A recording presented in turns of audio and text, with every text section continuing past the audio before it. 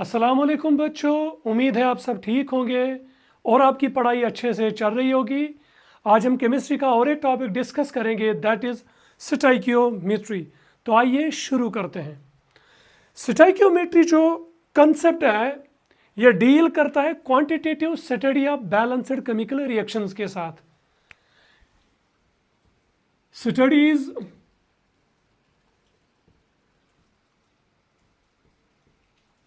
quantitative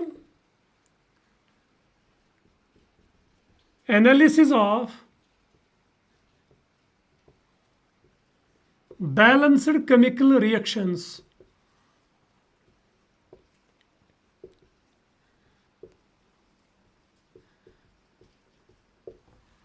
ये reactions को quantitatively study करता है, बैलेंस्ड केमिकल रिएक्शंस को। यानी ये बताता है हमें कि कितने मोल्स ऑफ रिएक्टेंट्स कंज्यूम हुए और कितने मोल्स ऑफ प्रोडक्ट्स बने, या कितने ग्राम्स ऑफ रिएक्टेंट्स कंज्यूम हुए और कितने ग्राम्स ऑफ प्रोडक्ट्स बने। यानी सिंपल पॉइंट याद रखो, it tells us about the amount of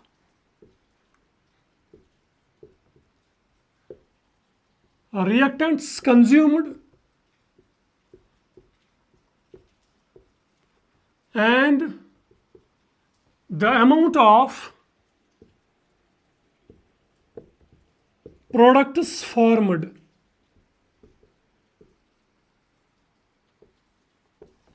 simple point ये याद रखना है कि स्टोइकियोमेट्री एनालाइज करती है, स्टडी करती है क्वांटिटेटिवली किन को, केमिकल रिएक्शंस को। यानी it is the quantitative study of chemical reactions. Quantitative study का मतलब यह है कि कितना अमाउंट ऑफ रिएक्टेंट्स कंज्यूम हुआ और कितना अमाउंट ऑफ प्रोडक्ट्स बना। इसी को हम कहते हैं क्वांटिटेटिव, क्वांटिटी। यानी quantitative study of chemical reactions is called stoichiometry. और क्वांटिटेटिव स्टडी में क्या आता है कि कितना अमाउंट ऑफ रिएक्टेंट्स कंज्यूम हुआ और कितना अमाउंट ऑफ प्रोडक्ट्स बना। और ये जो अमाउंट होता है, चाहे रिएक्टेंट्स का हो या प्रोडक्ट्स का हो, ये हम लेते हैं या मोल्स में, या लेते हैं ग्राम्स में, या लेते हैं हम लीटर्स में। यही होता है अमाउंट ऑफ रिएक्टेंट्स और प्रोडक्ट्स।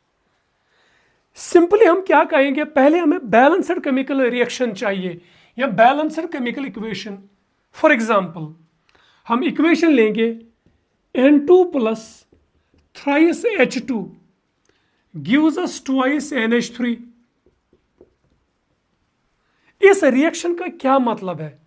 इस रिएक्शन का मतलब यह है, अगर क्वांटिटेटिवली स्टडी करें, इस साइड में है रिएक्टेंट्स, यानी ये जो सबस्टेंसेस है left side of arrow, these are called reactants.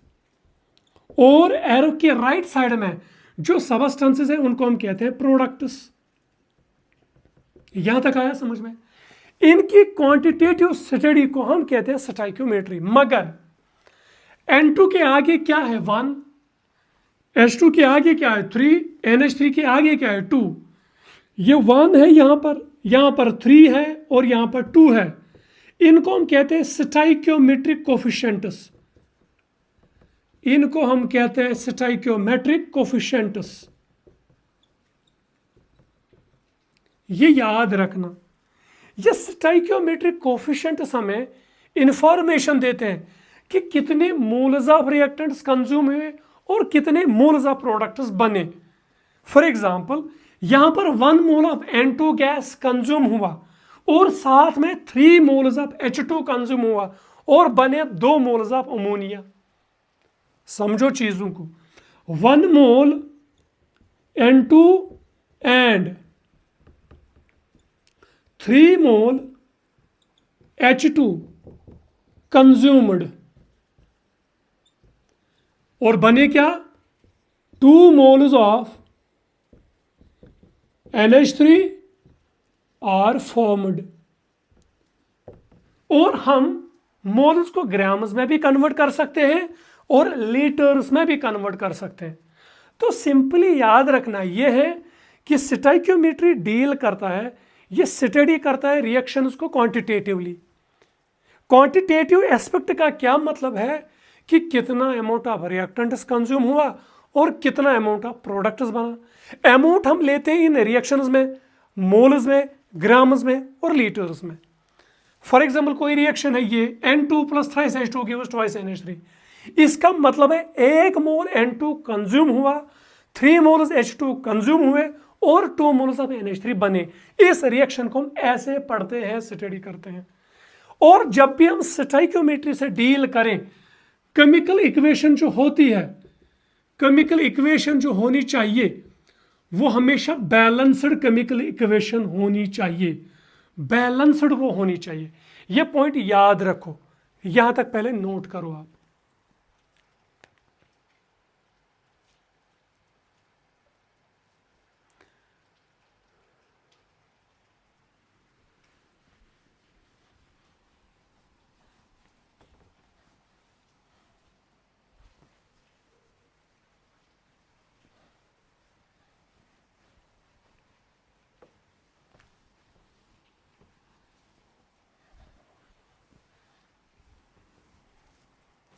अब अगर कोई जनरल केमिकल इक्वेशन ये है, A times A plus B times B gives us C times C plus D times D, ये कोई जनरल बैलेंस्ड केमिकल इक्वेशन है। इस chemical equation में ये जो A एंड B है, दीज आर रिएक्टेंट्स, ये रिएक्टेंट्स है। इसी तरह C एंड D ये प्रोडक्ट्स है। इसी तरह small a, small b, small c, small d, इनको हम कहते हैं stoichiometric coefficients. Stoichiometric coefficients. For example हमने कोई रिएक्शन देखी है, ये H2 gas plus Cl2 gas gives us twice HCl। इस रिएक्शन का क्या मतलब है? इसका मतलब है एक मॉलिक्यूल ऑफ H2 एक मॉलिक्यूल ऑफ Cl2 देते हैं क्या? 2 मॉलिक्यूल्स ऑफ HCl। ये भी लिख सकते हैं एक मॉलिक्यूल H2 एक मॉलिक्यूल Cl2 देते हैं 2 मॉलिक्यूल्स ऑफ HCl। आया समझ में? या ये भी मतलब है इसका, एक मोल H2 कंज्यूम हुआ, एक मोल Cl2 कंज्यूम हुआ, यानी जब एक मोल H2 कंज्यूम होगा उसके साथ एक मोल Cl2 कंज्यूम होगा और बनेंगे 2 मोल्स ऑफ HCl। यहां तक आया समझ में? 1 मोल ऑफ H2 अगर हम ग्राम्स में देखेंगे वो बराबर है 2 ग्राम, यानी 2 ग्राम हाइड्रोजन गैस के कंज्यूम हुए।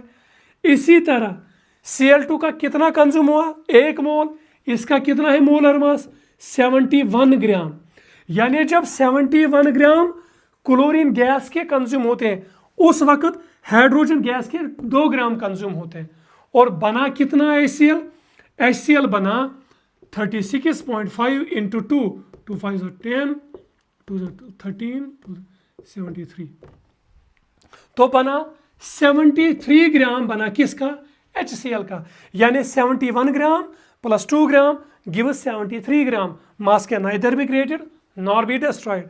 इसका ये मतलब हुआ कि 73 ग्राम तब ऑफ HCl तब बनते हैं, 73 ग्राम ऑफ HCl तब बनते हैं जब 71 ग्राम ऑफ Cl2 कंज्यूम होगा, या 73 ग्राम HCl तब बनते हैं जब 2 ग्राम ऑफ H2 कंज्यूम होते हैं, या जब 71 ग्राम ऑफ Cl2 कंज्यूम होते हैं उस वक्त H2 कितना कंज्यूम होता है?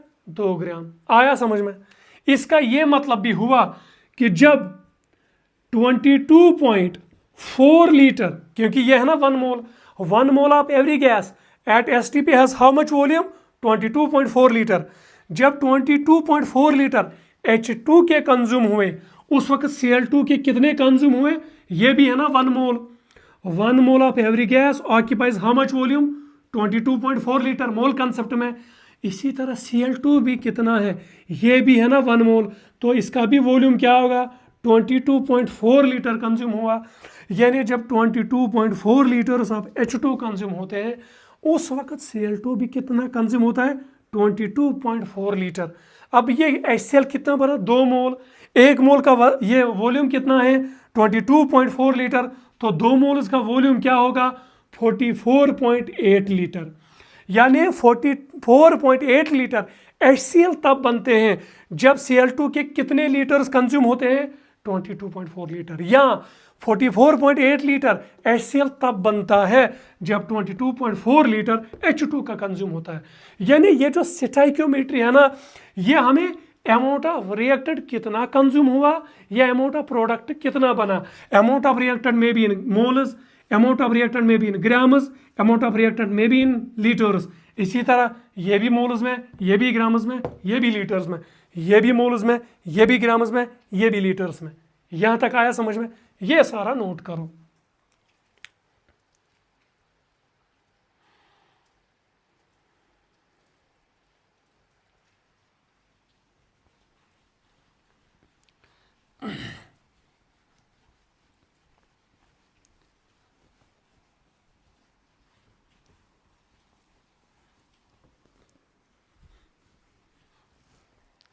अब हम कैलकुलेट करेंगे न्यूमेरिकल्स को, हम कैसे करेंगे। यानी यहां पर A moles of A consume हुआ, B moles of B consume हुआ और बना C moles of C and D moles of D। अब अगर हमें कोई क्वेश्चन आएगा उसको हम कैसे डील करेंगे, उसके लिए एक सिंपल इक्वेशन याद रखो, उसको हम कहते हैं मोल मोल एनालिसिस। देखो क्या होता है, number of moles of A divide by it is stoichiometric coefficient is equal to number of moles of B divide by it is stoichiometric coefficient is equal to number of moles of C divide by it is stoichiometric coefficient is equal to number of moles of D divide by it is stoichiometric coefficient. इस equation से हमें मिलता है कि amount of reactants कितना consume हुआ और amount of product कोई कितना बना। यानी अगर कोई रिएक्टेंट का अमाउंट दिया होगा कि कितना कंज्यूम हुआ, हम दूसरे रिएक्टेंट का भी देख सकते हैं कि कितना अमाउंट कंज्यूम हुआ या कितना मोल ऑफ प्रोडक्ट कोई बना। यहां तक आया समझ में, ये इक्वेशन है मेन इक्वेशन। इस इक्वेशन से हमें पता चलेगा कि अमाउंट ऑफ रिएक्टेंट कितना कंज्यूम हुआ और अमाउंट ऑफ प्रोडक्ट कितना बना। यानी कोई भी रिएक्टेंट कितना कंज्यूम हुआ और कोई भी प्रोडक्ट कितना बना। यानी इससे हम ये भी निकाल सकते हैं कि ए कितना कंज्यूम हुआ और सी या डी कितना बना, बी कितना कंज्यूम हुआ और सी और डी कितना बना, या बी कितना कंज्यूम हुआ उसके साथ कितना ए कंज्यूम हुआ। क्योंकि सारों में इक्वलेंस है ना, तो इससे हम निकाल सकते हैं अमाउंट ऑफ रिएक्टेंट कितना कंज्यूम हुआ और अमाउंट ऑफ प्रोडक्ट कितना बना। और भी हमने डिस्कस किया है आगे कि number of mole is directly proportional to volume, है कि नहीं, या volume is directly proportional to number of moles. तो नंबर ऑफ मोल्स के बदले हम क्या लिख सकते हैं, volume of A divide by its stoichiometric coefficient is equal to volume of B divide by its stoichiometric coefficient is equal to volume of C divide by its stoichiometric coefficient is equal to volume of D divide by its stoichiometric coefficient. जब moles में दिया होगा तो ये equation, जब volume में दिया होगा तो ये इक्वेशन। यहां तक आया समझ में, दोनों इक्वेशंस को नोट करो। अब हम न्यूमेरिकल इस पे करेंगे।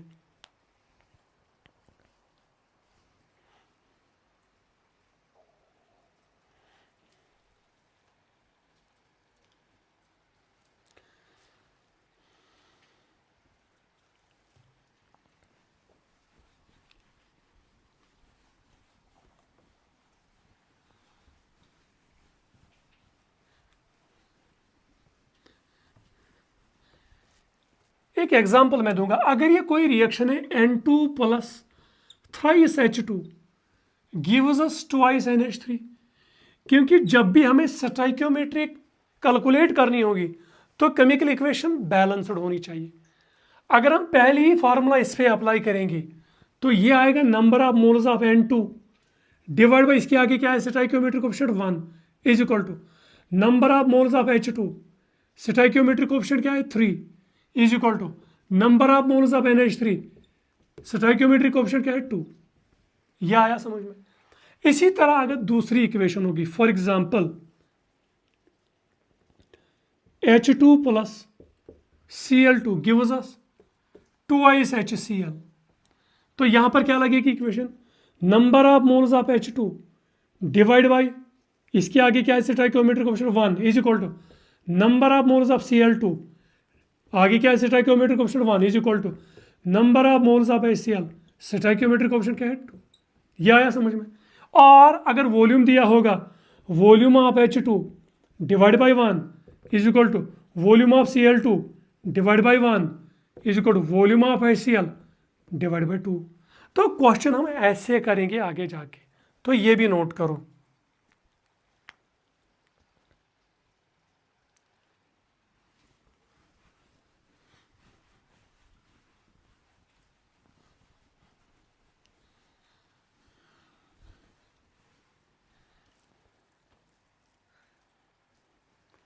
लिखो question, 14 gram of N2 reacts with hydrogen gas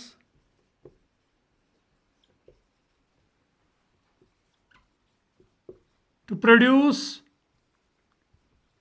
ammonia.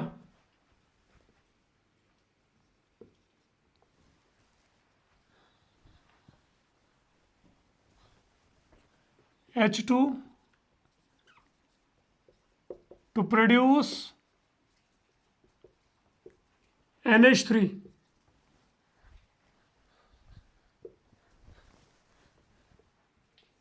The amount of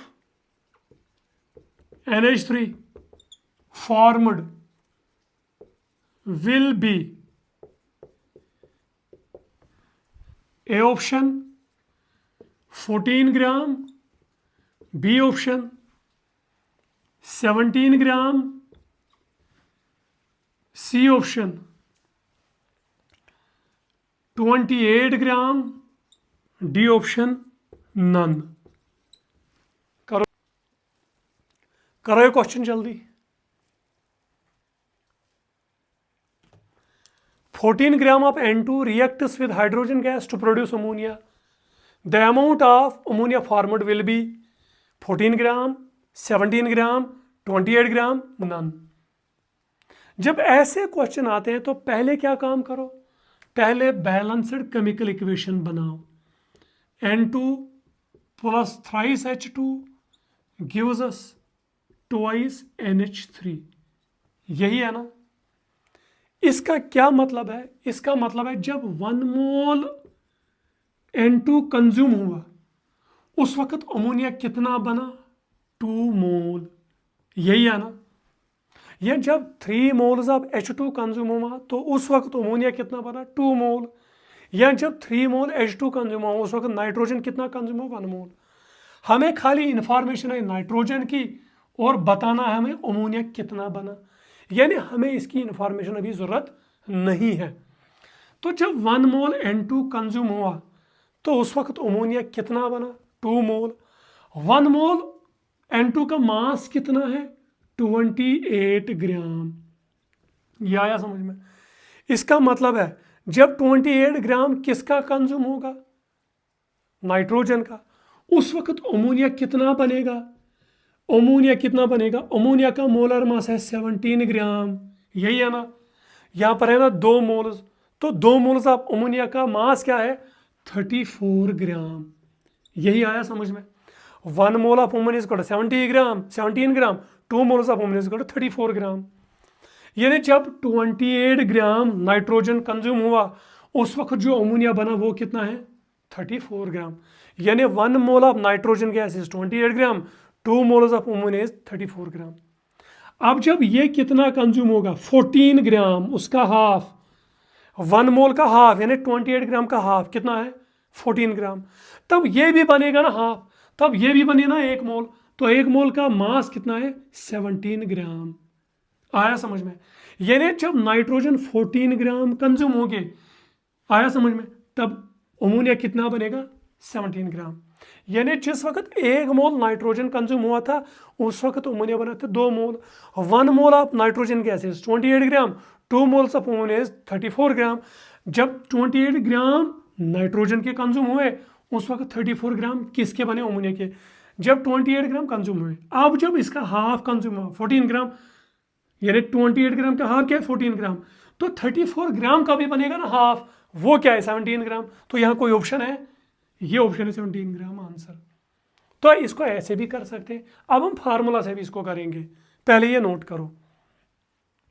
अब देखो फार्मूला के हिसाब से number of moles of N2 divide by stoichiometric coefficient 1 is equal to number of moles of H2 divide by 3, इसकी तो information हमें जरूरत नहीं है, is equal to number of moles of NH3 divide by 2, यही है ना। Number of moles of N2 पहले निकालने, N2 कितना है 14 ग्राम, 14 ग्राम ऑफ N2, 14 ग्राम N2 किसके बराबर है, कितने मोल्स के बराबर है 14 ग्राम।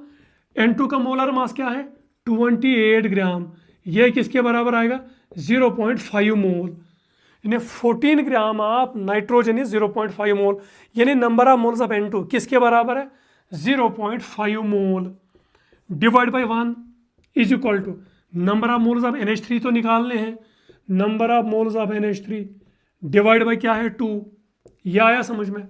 यहाँ होगा ना क्रॉस मल्टीप्लाई, तो number of moles of NH3 is equal to 2 5 2 into 0.5 होना 1 मोल, तो number of moles of NH3 कितने बने 1 मोल, 1 मोल ऑफ NH3 का वजन कितना है 17 ग्राम, तो मास ऑफ ये अमोनिया कितना बना 17 ग्राम इज आंसर। तो ये निकला, ये नोट करो जल्दी।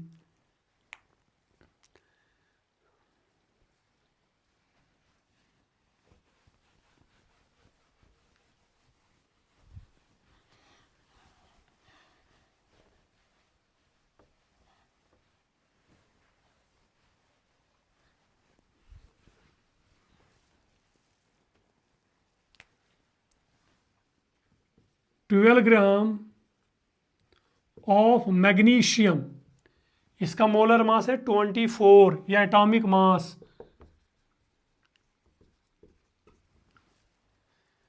On reacting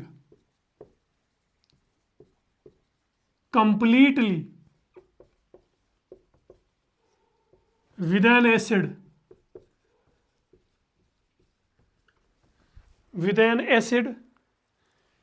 gives hydrogen gas,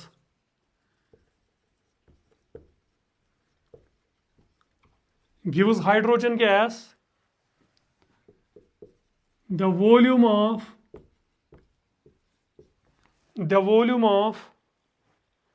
which at STP would be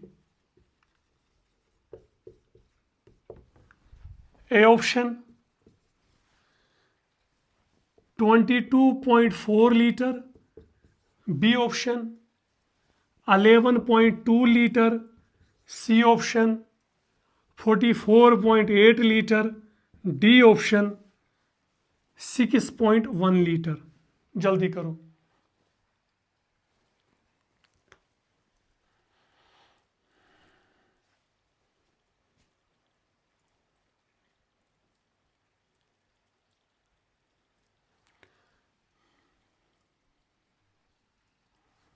twelve gram magnesium किसी एसिड से कंप्लीटली रिएक्ट करता है और वहां से क्या निकलता है हाइड्रोजन गैस। इस हाइड्रोजन गैस का वॉल्यूम क्या है, यानी कितना volume of hydrogen gas evolve हुआ, यानी हम मोल्स को वॉल्यूम में भी कन्वर्ट कर सकते हैं एट एसटीपी।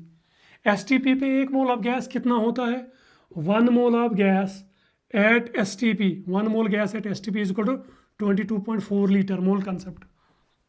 अब सॉल्यूशन देखो, मैग्नीशियम किसी भी एसिड से मिला, चाहे HCl हो या H2SO4 है, चलो Mg प्लस HCl पढ़ा है ना ऑलरेडी। जब भी कोई मेटल एसिड के साथ मिलता है वहां क्या बनता है साल्ट, MgCl2, और क्या निकलता है हाइड्रोजन गैस, यही है ना। डिस्क मैट्रिक में आपने पढ़ा है ना, Mg plus HCl gives MgCl2 plus H2 gas. अब देखो यहां क्या करना है, ये कहता है कि ये कितना है 12 ग्राम, मगर एटॉमिक मास कितना है इसका 24, अब रिएक्शन को हम डिस्कस ऐसे करेंगे, जब 1 मोल Mg रिएक्ट करता है विद इससे, मगर यहां पर है ना Cl2, पहले इसको बैलेंस करेंगे तो ये आएगा 2 टाइम्स। ये आया समझ में? Mg1 Mg1, H2 H2, Cl2 Cl2, आया समझ में? तो ये बैलेंस हो गई रिएक्शन। जब 1 मोल मैग्नीशियम का कंज्यूम हुआ, आया समझ में, उस वक्त HCl कितना कंज्यूम हुआ? 2 मोल, है कि नहीं? हम कुछ भी इंफॉर्मेशन निकाल सकते हैं। और MgCl2 कितना बना? ये भी बना 1 मोल। और हाइड्रोजन गैस कितना निकला? ये भी निकला 1 मोल। हमें ना इसकी इंफॉर्मेशन चाहिए ना इसकी इंफॉर्मेशन चाहिए। ये हमें इंफॉर्मेशन देता है Mg की, और हमें इंफॉर्मेशन किसकी निकालनी है? H2 की। यानी जब 1 मोल Mg का कंज्यूम होता है उस वक्त हाइड्रोजन गैस कितना निकलता है? 1 मोल। 1 मोल ऑफ Mg किसके बराबर है? 24 ग्राम, है कि नहीं? क्योंकि मोलर मास ऑफ Mg है ना 24 ग्राम, क्योंकि atomic mass of magnesium is 24। Atomic mass in gram is called gram atomic mass. Gram atomic mass is also called 1 mole. Gram atomic mass is also called molar mass. तो 1 mole of Mg का मास कितना होता है? 24 ग्राम। Already discuss किया मोल concept में। जब 24 ग्राम Mg का consume होता है उस वक्त H2 कितना निकलता है? 1 मोल। 1 मोल ऑफ H2 का वॉल्यूम क्या होता है STP पे?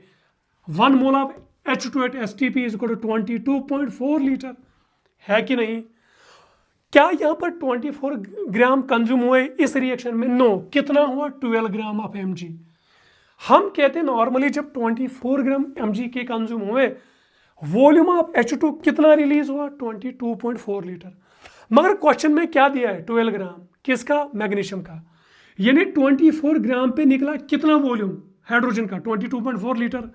जब ये इसका हाफ होगा 12 ग्राम, जब 24 ग्राम के बदले कितना होगा? 12 ग्राम। 12 ग्राम इज द हाफ। जब 12 ग्राम किसका कंज्यूम होगा? मैग्नीशियम का। तो ये भी हाफ निकलेगा ना। तो आंसर ये क्या आएगा? 11.2 लीटर। तो आंसर क्या आएगा? 11.2 लीटर। तो B part is the answer. यहां तक आया समझ में? जब 1 मोल मैग्नीशियम का कंज्यूम होगा तो 1 मोल हाइड्रोजन गैस निकलेगा at STP। 1 mole of Mg is 24 gram. 1 mole of H2 at STP is 22.4 litre. जब 22.4 ग्राम के बदले हम इसका हाफ लेंगे 12 ग्राम, तो इसका हाफ आएगा ना 11.2 लीटर। तो 11.2 लीटर इज द आंसर। अब इसको इक्वेशन के जरिए हम करेंगे सॉल्व। पहले तो ये लिखो,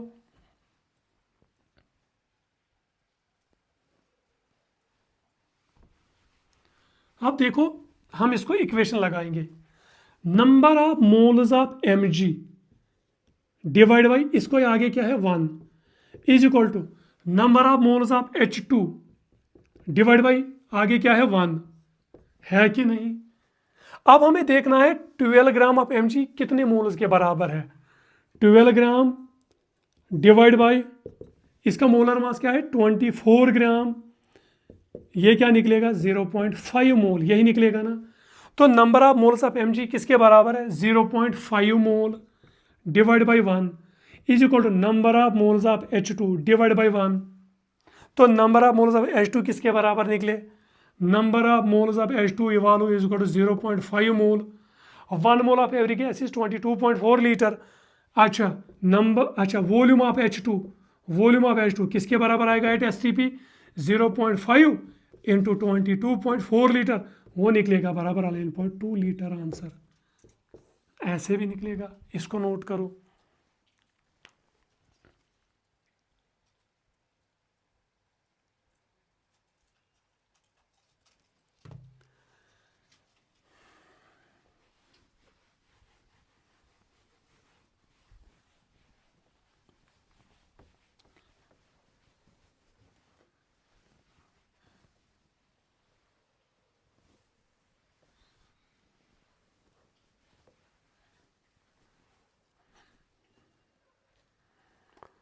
और एक क्वेश्चन करो। What volume of O2 gas is required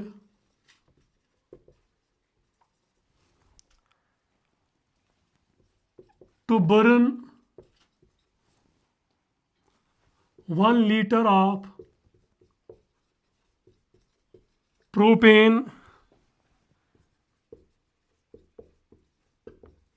completely. A option 5 liter, B option 10 liter, C option 7 liter, D option 6 litre. करो जल्दी।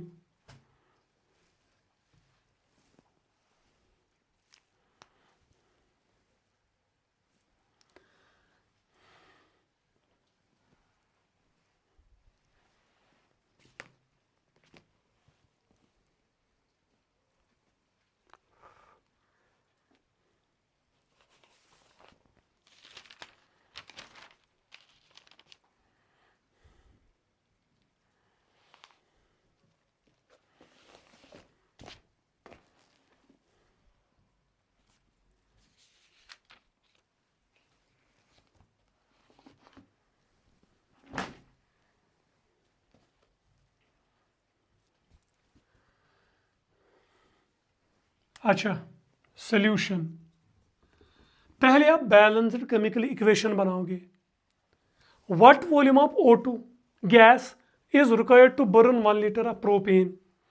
प्रोपेन की क्या फार्मूला है? C3H8। ये गैस है। ये जब बर्न होगा, बर्निंग के लिए, कंबशन के लिए ऑक्सीजन जरूरी है। ये क्या हमें देगा? Carbon dioxide plus water. ये याद रखो। मैंने आपको बैलेंसिंग में समझाया है। अगर 10th का क्लास देखोगे, केमिकल रिएक्शंस हैं, इक्वेशंस, वहां पर तो बैलेंसिंग ऑलरेडी है। यहां पर कार्बन कितने? 3, तो कार्बन डाइऑक्साइड आएंगे 3। आया समझ में? यहां पर हाइड्रोजन कितने हैं? 8, तो इसका वाटर आएगा हाफ। आया समझ में? अब ऑक्सीजन कितने हैं यहां पर? 6 एंड 4 इज टू 10, तो ये आएगा 5 टाइम्स। ये आया समझ में? अब देखो, ये याद रखना, जब 1 मोल प्रोपेन का बर्न हुआ, उसको कितना लगता है जरूरत? उसको जरूरत लगता है 5 मोल ऑक्सीजन, है कि नहीं? मगर हमने ऑलरेडी एक इक्वेशन डिस्कस की है कि volume of C3H8 divide by 1, यहां है ना आगे 1, is equal to volume of O2 divide by 5, है कि नहीं? किया है नहीं डिस्कस? ऑलरेडी डिस्कस किया है। यानी ये कंसेप्ट हम यहां नहीं लगाएंगे, हम वॉल्यूम का कंसेप्ट लगाएंगे। Volume of C3H8 divide by 1 is equal to volume of O2 divide by 5। अब वैल्यूज इस्तेमाल करो। व्हाट वॉल्यूम ऑफ O2, कितना वॉल्यूम हमें लगा किसका? ऑक्सीजन का, to burn 1 litre of propane. Volume of propane कितना है? 1, तो यह आएगा 1 बाई 1, क्योंकि volume of propane is here 1 litre. हमें निकालना है वॉल्यूम ऑफ O2, तो is equal to volume of O2 divide by 5, cross multiply, तो volume of O2 used is equal to 5 litre. तो 5 लीटर हमें जरूरत लगेगा। 4th option is answer. यह आया समझ में? इसको यहां तक नोट करो जल्दी।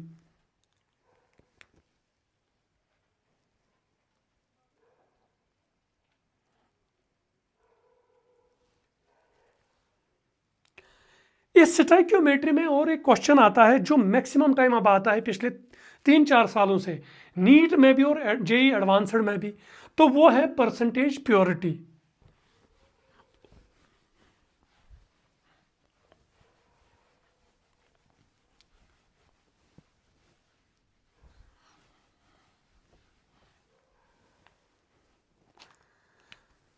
Percentage purity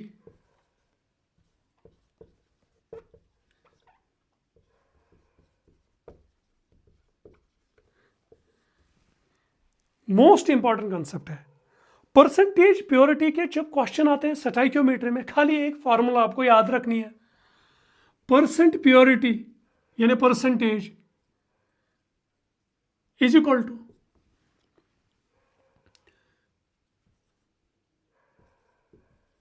wait of reactant divide by weight of sample into 100।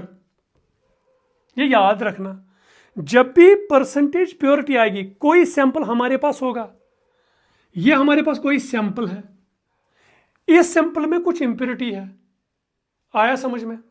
अब इसमें देखा जाएगा कि इसमें वो जो सैंपल है उसकी कुछ परसेंटेज है, जब वो रिएक्ट करेगा तो हमें कितना प्रोडक्ट मिलेगा। तो पहले हमें इस सैंपल में जिसमें कुछ इंप्योरिटी है प्लस इंप्योरिटी, हमें इसमें देखना है कि वेट ऑफ रिएक्टेंट क्या है, एक्चुअली वो मास ऑफ रिएक्टेंट क्या है उसमें, वो हमें इस इक्वेशन से मिलेगा। तो फिर जब हमें एक्चुअल वेट ऑफ रिएक्टेंट मिलेगा तो फिर हम स्टोइकियोमेट्री को यूज करके वहां से अमाउंट ऑफ प्रोडक्ट निकालेंगे। तो उसके लिए आपको ये इक्वेशन याद रखनी है। तो पहले ये इक्वेशन याद रखो, और इसके बाद है परसेंटेज यील्ड। परसेंटेज यील्ड किसके बराबर होता है, actual yield divide by theoretical yield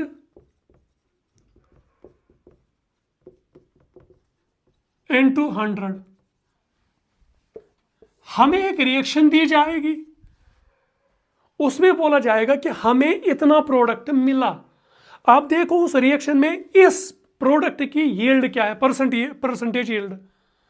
तो वहां पर भी हमें स्टोइकियोमेट्री इस्तेमाल करनी पड़ेगी। पहले इस पे हम कुछ क्वेश्चंस करेंगे, आपको सारा समझ आएगा। ये इक्वेशंस नोट करो पहले।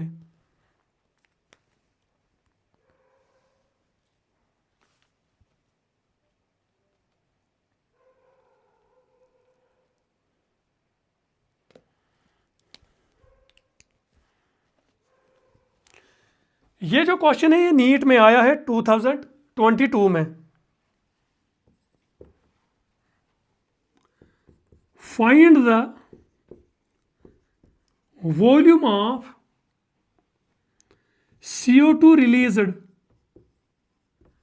at STP, standard temperature and pressure, on heating 90%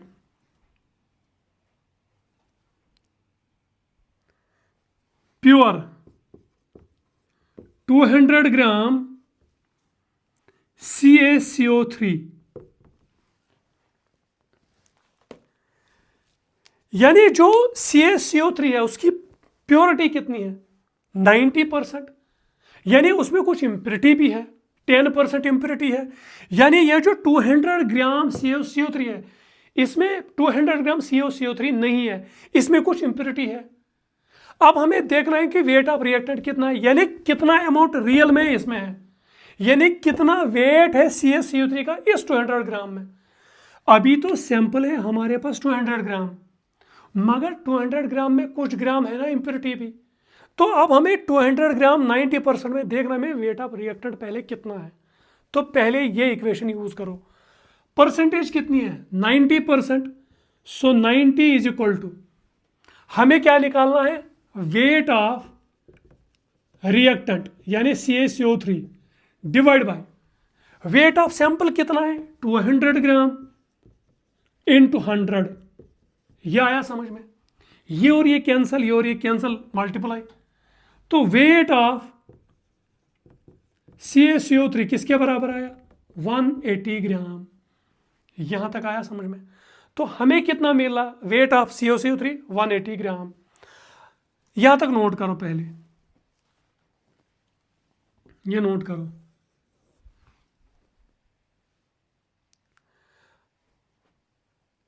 आप देखो क्वेश्चन,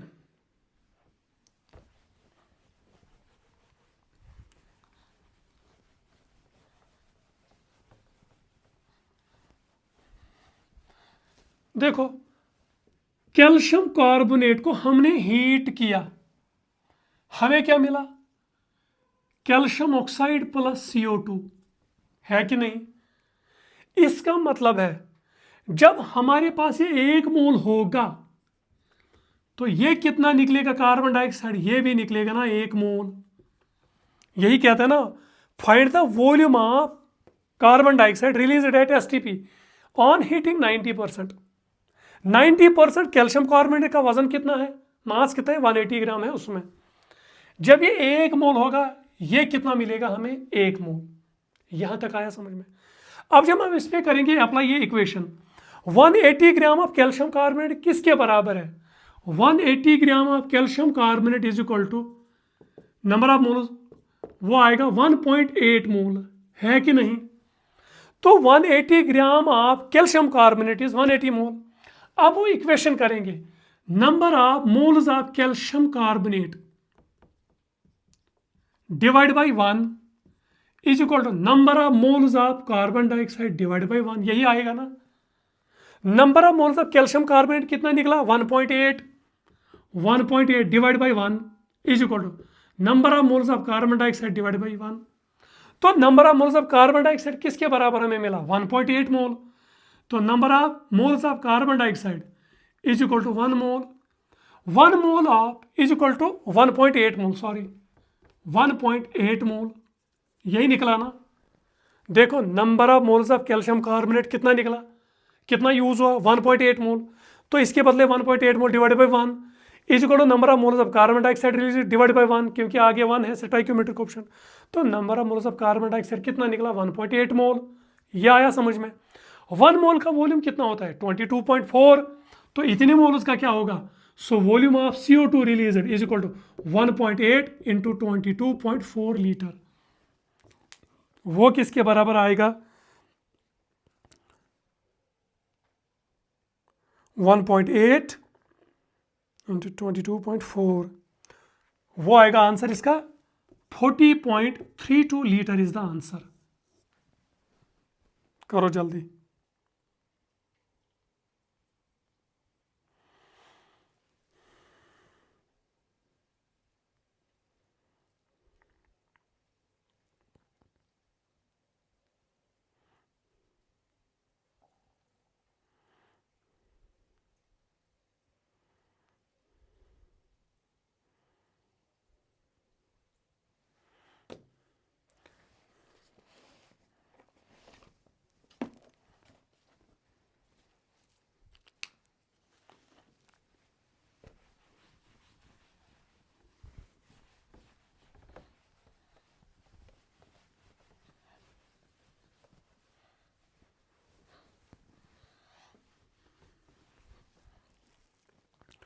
होमवर्क के लिए question 1, calculate the mass of lime, calculate the mass of lime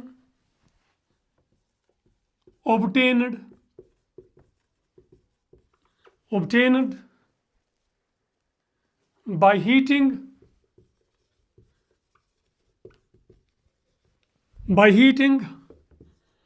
200 kg 98% 95% pure limestone CaCO3। Options: A part 104.4 kg, B option 105.4 kg, C option 212.8 kg, D option 106.4 kg। ये homework है, calculate the mass of lime obtained by heating 200 kg 95% pure limestone. जैसे अभी हमने question किया था वैसा ही करना है, इसको नोट करो जल्दी।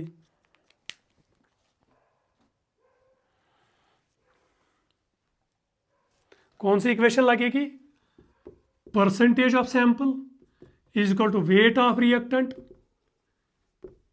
Divide by weight of sample into 100। Percentage कितनी है इसकी, percentage purity 95%। Weight of reactant हमें निकालना है x, वेट ऑफ सैंपल किसके बराबर है 200 kg इंटू 100।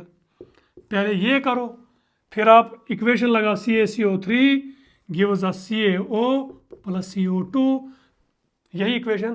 फिर number of moles of CO3 divide by 1 is equal to number of moles of CaO divide by 1, वहां से आंसर निकलेगा। करो जल्दी।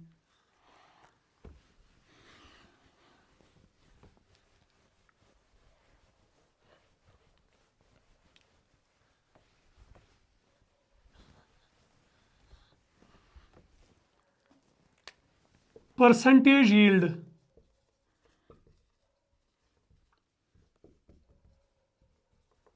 किसके बराबर है? Percentage yield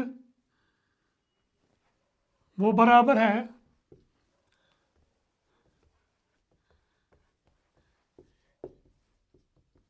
actual weight divide by theoretical weight into 100। Actual weight of product, theoretical weight of product into 100।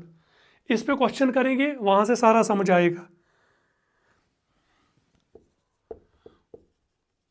1 mole of carbon combines with 32 gram of O2 to produce 36 gram of CO2. Find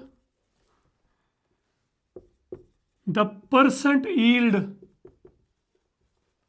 of CO2। करो जल्दी।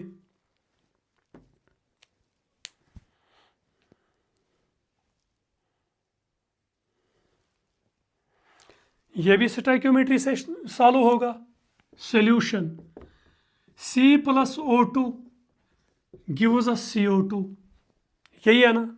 1 mole of carbon combines with 32 gram of O2, ये 1 मोल है, ये 32 ग्राम, ये है 32 ग्राम, और ये कितना मिला हमें? ये हमें मिला 36 ग्राम, यही है ना, यही है कि नहीं? ये नहीं, ये हमें मिलता है 36 ग्राम, ये एक्चुअल यील्ड है, ये एक्चुअल वेट है, ये एक्चुअल यील्ड है। एक्चुअल यील्ड बोलो, एक्चुअल वेट बोलो। मगर थ्योरेटिकली क्या है, जब ये 1 मोल होता है, 1 मोल जब ये होता है, उस वक्त ये कितना कंज्यूम होता है? 32 ग्राम। 32 ग्राम मीनस 1 मोल, ये भी उस वक्त ये कितना निकलेगा? 1 mole. 1 mole of CO2 is equal to 44 gram, है कि नहीं? है कि नहीं? एक्चुअल वेट हमें क्या मिला? 36 ग्राम। थ्योरेटिकली हमें क्या मिलना चाहिए था? थ्योरेटिकल यील्ड हमें क्या मिलना चाहिए था? 44 ग्राम, मगर नहीं मिला। तो एक्चुअल यील्ड भी है, थ्योरेटिकल यील्ड भी है, मल्टीप्लाई 100, तो वो क्या आएगा? Percent yield is equal to 36 gram divide by 44 gram into 100। यह आया समझ में? वो आएगा बराबर 3600 डिवाइड बाई 44, यह आएगा आंसर 81.81% यील्ड। यह आंसर है। ये आया समझ में? देखो समझो चीज़ों को। जब 1 मोल कार्बन कंबाइन होता है with 1 mole of oxygen, it gives 1 mole of carbon dioxide. ये थ्योरेटिकली है। 1 mole of carbon is 12 gram and 1 mole of oxygen is 32 gram. 1 mole of carbon dioxide 44 ग्राम। मगर हमें कितना मिलता है कार्बन डाइऑक्साइड? 36 ग्राम। ये एक्चुअल यील्ड है, थ्योरेटिकली हमें मिलना चाहिए था इतना। Actual yield, theoretical yield into 100 gives us percent yield इतना। आया समझ में? और एक क्वेश्चन लिखो।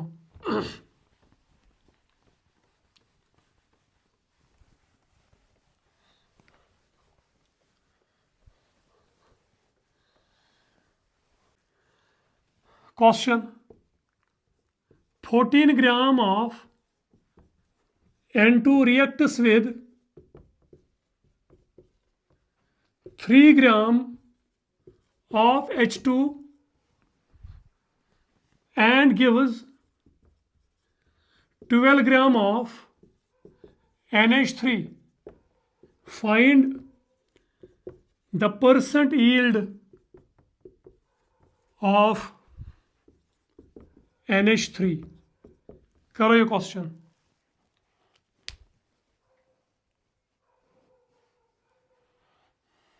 देखो solution, N2 plus thrice H2 gives twice NH3।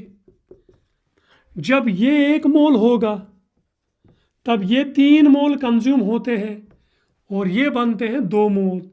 This is all theoretical. अभी ये थेरेटिकल है। 1 mole of N2 is equal to 28 gram, 3 mole of H2 is equal to 6 gram and 2 mole of NH3 is 34 gram. यही है ना। अच्छा, जब ये 28 ग्राम होते हैं कंज्यूम तब 6 ग्राम ये कंज्यूम होते हैं, ये बनते हैं 34 ग्राम। जब ये 14 ग्राम कंज्यूम होते हैं तब ये कितने कंज्यूम होते हैं 3 ग्राम और ये कितना बनेगा 17 ग्राम। इसका आप है 14 ग्राम, इसका आप है 3 ग्राम, इसका आप कितना बनना चाहिए था 17 ग्राम। ये थेरेटिकल यील्ड है, थेरेटिकल यील्ड। मगर एक्चुअल यील्ड कितना है 12 ग्राम है कि नहीं। तो परसेंट यील्ड किसके बराबर आएगा 12 डिवाइड बाई 17 इंटू 100, यही आएगा ना। 12 एक्चुअल है, निकलना कितना चाहिए 17। 12 by 17 into 100,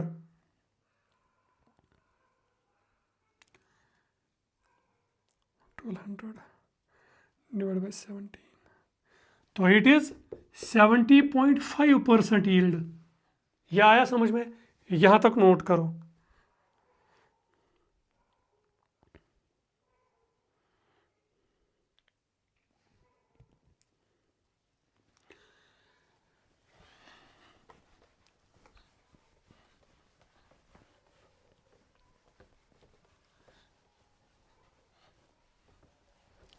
very important question, यह आया है 2024 जेई एडवांस्ड में। 9.3 gram pure aniline aniline is treated with bromine water. Bromine water means liquid bromine at room temperature to give a white precipitate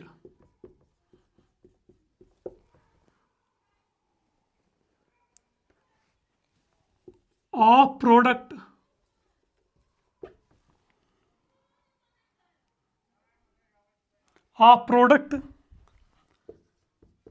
with mass 26.4 gram. The percent yield of the product will be, यह आपके लिए homework है। ये याद रखना, aniline की ये formula है,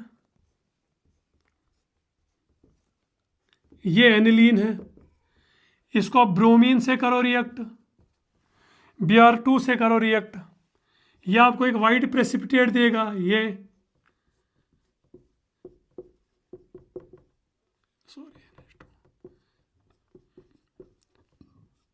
Br, ये वाइट पीपीटी होता है और निकलता है HBr। तो इसका मतलब है ये है 2 टाइम्स Br2। आया समझ में। अच्छा, इसका मोलर मास है 93, याद रखना, और इसका मोलर मास है 330 ग्राम। तो आपको परसेंट यील्ड इसकी निकालना है। जैसे हमने पहले 2 क्वेश्चन किए हैं वैसे आपको ये क्वेश्चन करना है। देखो क्या दिया है 9.3 ग्राम, किसका दिया है ये NH2 है, सॉरी एनिलीन का, इसका 9.2 ग्राम है। रिएक्ट किससे करता है? ब्रोमीन वाटर से। चलो इसकी अमाउंट नहीं दिया है तो जरूरत ही नहीं है। At room temperature to give white precipitate of product with mass 26.4 gram, यानी इसका हमें कितना मिलता है? 26.4 ग्राम। इसी का हमें क्या दिखाना है? Percent yield. तो आप ये इक्वेशन यूज करो और आपको आंसर मिलेगा। यानी जब ये 1 मोल होगा, ये भी हमें कितना मिलेगा? 1 मोल। ऐसी हीट याद रखो, जब ये 1 मोल होगा कंज्यूम, तो ये कितना निकलेगा हमें? 1 मोल। बस ये आपके लिए हीट है, बाकी क्वेश्चन आप खुद करना। तो यहां तक नोट करो।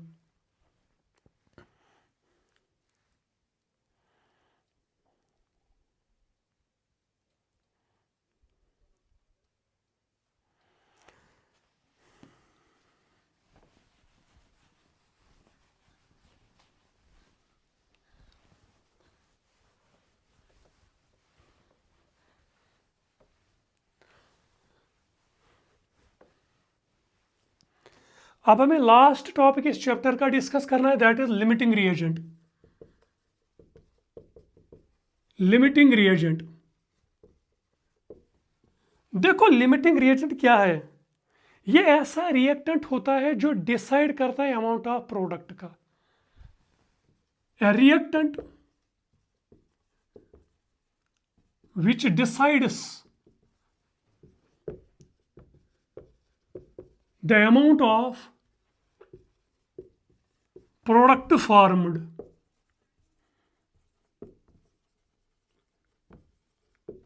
एक एग्जाम्पल है इसके लिए। फॉर एग्जाम्पल, हमारे पास दूध है, मिल्क है, प्लस वाटर 10 कप टी के लिए,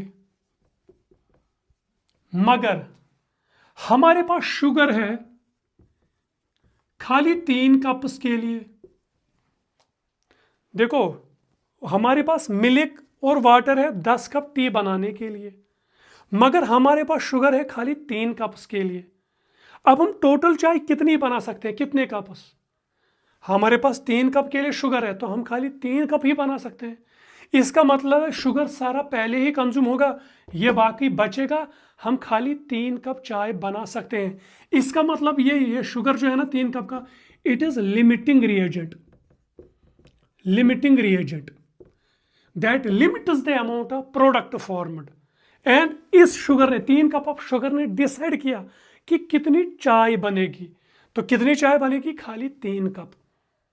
हमारे पास मिल्क और वाटर था, कितने कप चाय बनाने के लिए? 10 कप। मगर हमारे पास शुगर थी कितनी? खाली 3 कप चाय बनाने के लिए।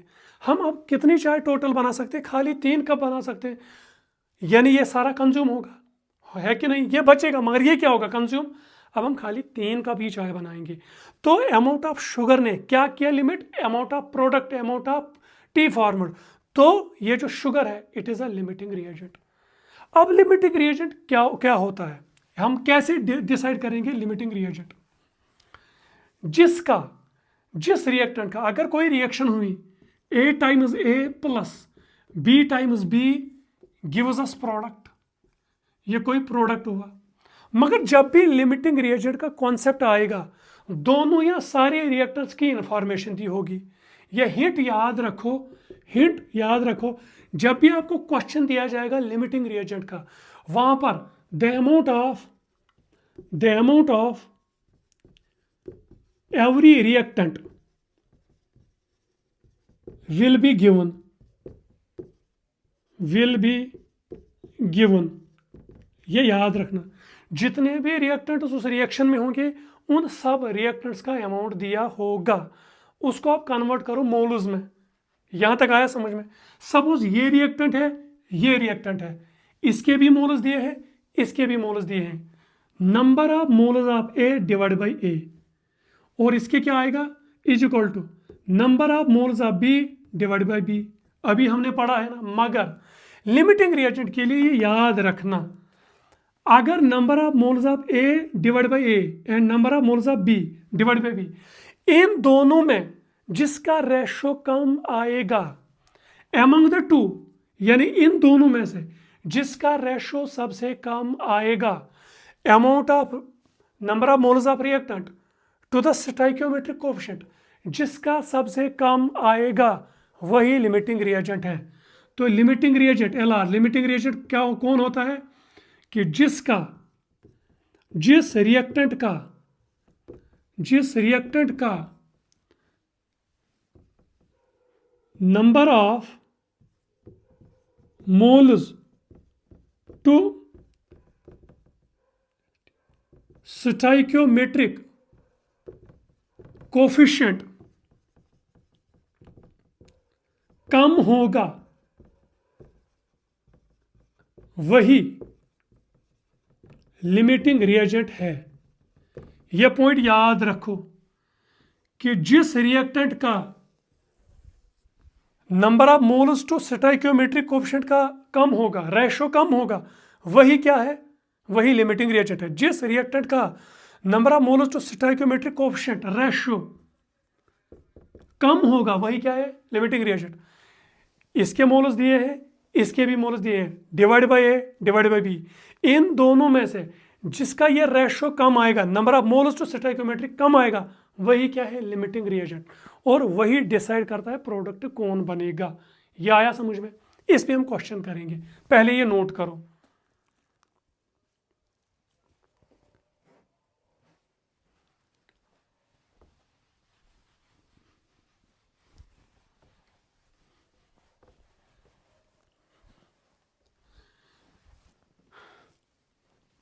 Number of moles to stoichiometric coefficient कम होगा वो लिमिटिंग रिएजेंट है, ये याद रखना। Question, 7 gram of N2 reacts with 6 gram of H2. The amount of NH3 produced will be, करो ये क्वेश्चन। अब देखो 7 ग्राम किसके, N2 के। पहले number of moles of N2 निकालो, 7 ग्राम डिवाइड बाई 28, ये किसके बराबर आएगा, 0.25 मोल्स, यही आएगा कि नहीं।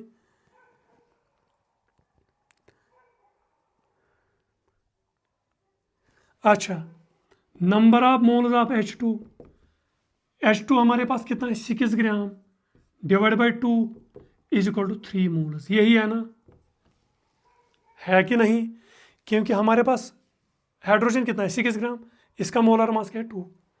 यहाँ तक आया समझ में? अब हम क्या करेंगे, बैलेंस्ड केमिकल इक्वेशन लिखेंगे, N2 plus thrice H2 gives twice NH3, यही है ना। जिस रिएक्टेंट का number of moles to stoichiometric coefficient कम होगा वही क्या है, लिमिटिंग रिएजेंट। यहाँ स्टोइकियोमेट्रिक कोएफिशिएंट 1 है, यहाँ क्या है 3, इसके कितने मोल्स है 0.25 डिवाइड बाई यहाँ क्या है स्टोइकियोमेट्रिक 1, इसके कितने मोल्स है 3, इसका स्टोइकियोमेट्रिक कोएफिशिएंट क्या है 3, ये कितना आया 0.25, ये कितना आया 1, तो 0.25 और 1 में कौन कम है 0.25, तो nitrogen is the limiting reagent.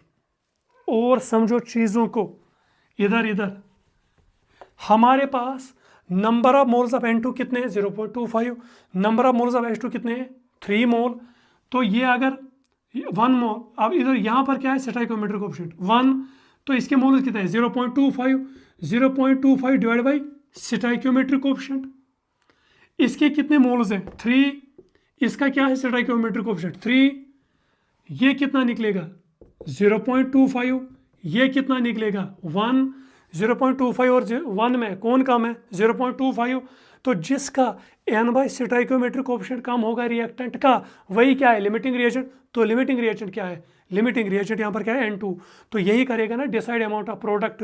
तो इसका मतलब है अब क्या आएगा, अब ये आएगा कि 0.25 moles of N2 divide by 1 is equal to x या number of moles of NH3 divide by 2, आया समझ में।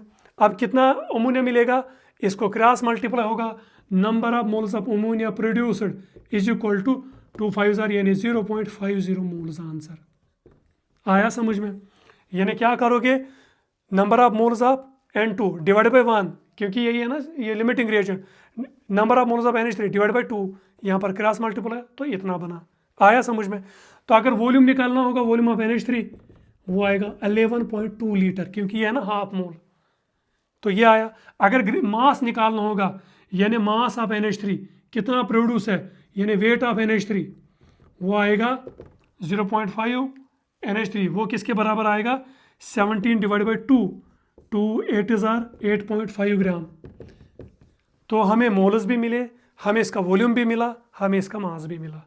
तो ये नोट करो जल्दी।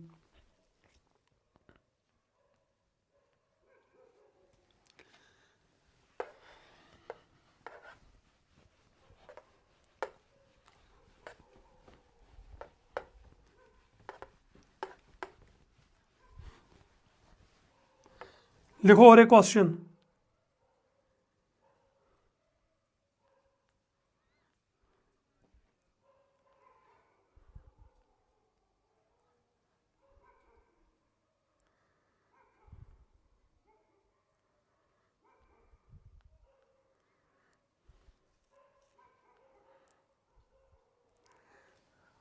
Question: if 30 ml of H2 and 20 ml of O2 react to form water,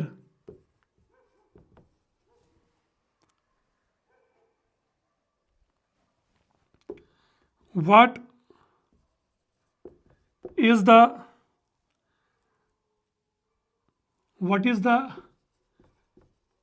amount of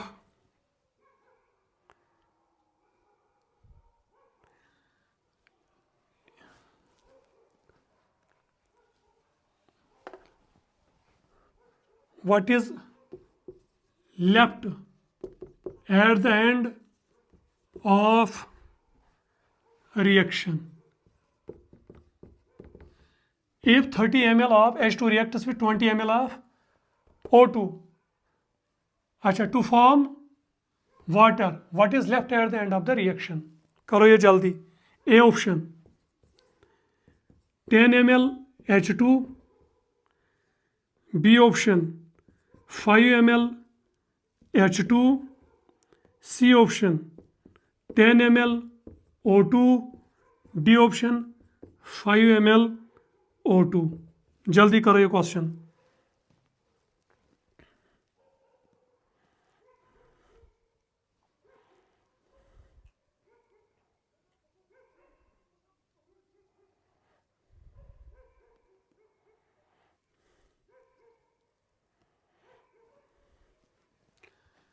क्या करोगे? Solution H2 plus O2 gives us H2O, तो ये बनेगा 2 टाइम्स, ये भी बनेगा 2 टाइम्स। आया समझ में? अब इधर नजर रखो, जब ये 2 मोल्स हैं,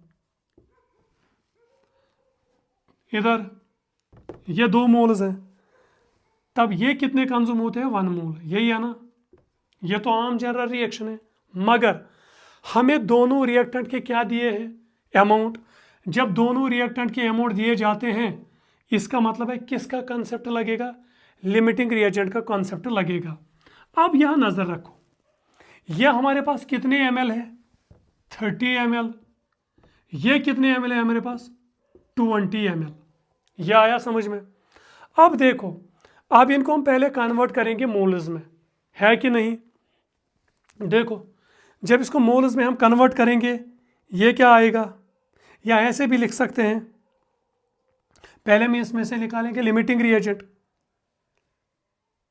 30 ml डिवाइड बाई 22400, तो ये किसके बराबर है? 0.001 मोल। इसी तरह ml कैसे मोल्स में कन्वर्ट होंगे? ml divide by 22,400 ml। इसी तरह ये भी किस में मोल्स होंगे? 20 डिवाइड बाई 22400, तो ये किसके बराबर आएगा? ये आएगा बराबर 0.0008 मोल।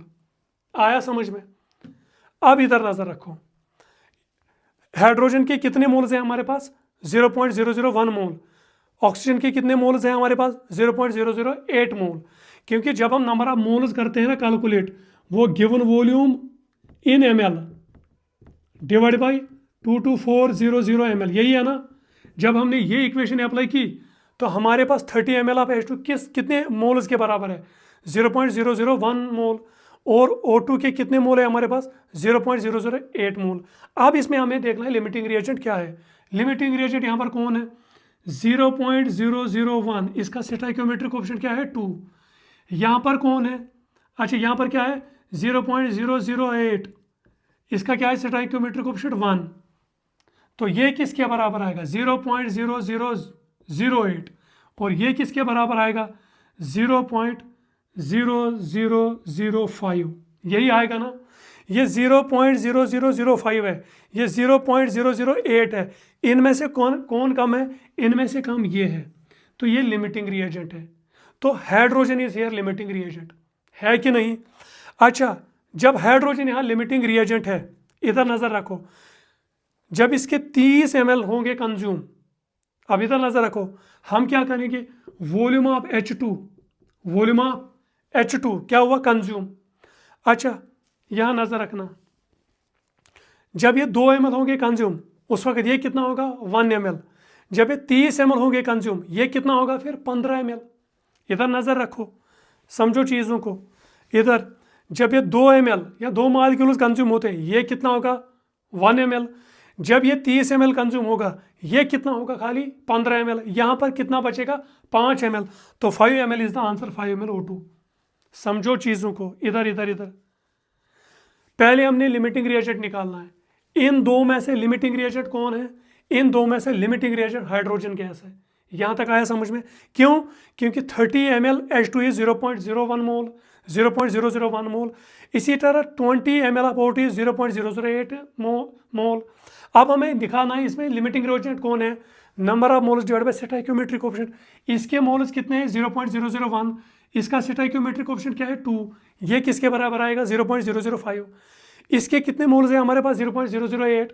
इसका स्टोइकियोमेट्रिक कोएफिशिएंट क्या है? 1। वो किसके बराबर निकला? 0.008। इन दो में से कम रेशो कौन है?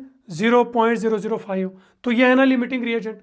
तो ये पूरा कंज्यूम होगा, ये पूरा कंज्यूम नहीं होगा, क्योंकि लिमिटिंग रिएजेंट एक रिएक्शन में पूरा कंज्यूम होता है। तो जब ये 2 ml है, ये कितना कंज्यूम होगा? 1 ml। जब ये 30 ml कंज्यूम होंगे, ये कितना कंज्यूम होगा? 15 ml। तो इसमें कितना बचेगा? 5 ml। What is left? तो 5 ml ऑक्सीजन बचेंगे। तो ये आंसर है। यहां तक आया समझ में? इस चैप्टर को पूरा रिवाइज करना, उसको बार बार रिवाइज करना। जहां कंफ्यूजन है, न्यूमेरिकल्स को और प्रैक्टिस करो। अब क्या करना है? चैनल को शेयर करो और सब्सक्राइब करो। Good by two all of you.